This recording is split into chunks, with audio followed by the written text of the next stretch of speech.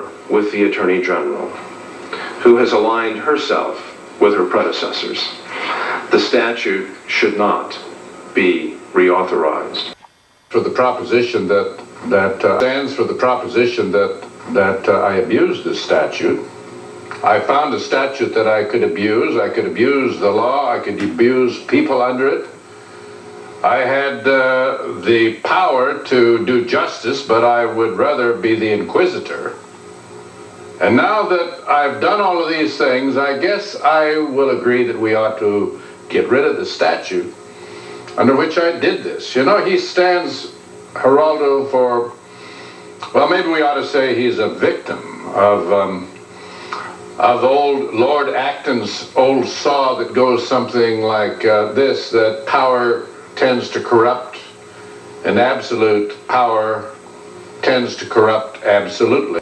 In our system, you can try just about anything, and you have the opportunity to try and get away with it. Susan McDougal got away with it.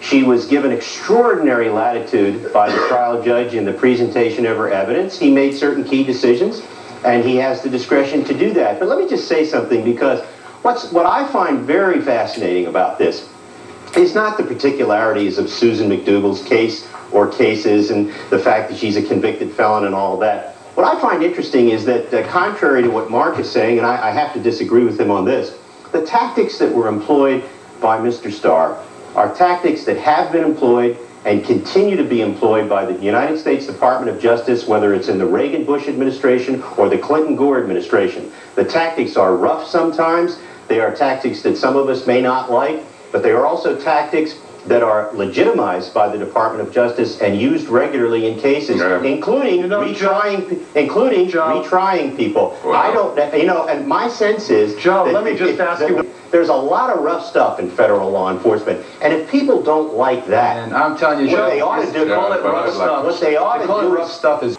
I have to agree with my friend Joe. Joe, this is one of those remarkable days. I think that this case, this whole process involving the prosecution of the president and all of the others down the line has done America a lot of good. And here's the good it's done to America.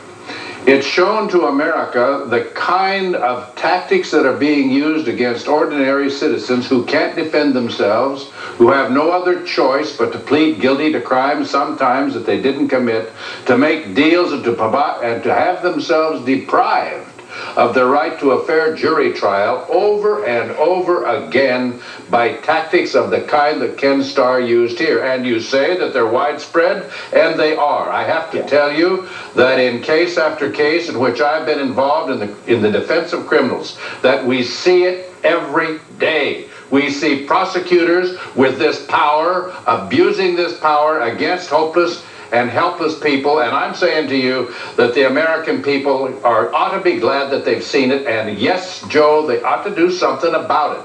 You know, there's another. Geraldo, you know, okay, he talks about, this fellow that has just been talks about what a great job the judges have done. You know what I'd like to do is to gather up all of the mess that we've been witnessing in this impeachment process with this president, all of which started with the Paula Jones case. I'd like to gather up the tons and tons of mess that came about as a result of those prosecutions and those hearings and that impeachment process and put it in front of the Supreme Court and say, this is your mess, judges. This belongs to you because you...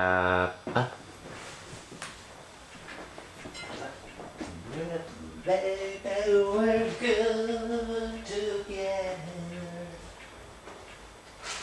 Yes, we're so good together. La la la.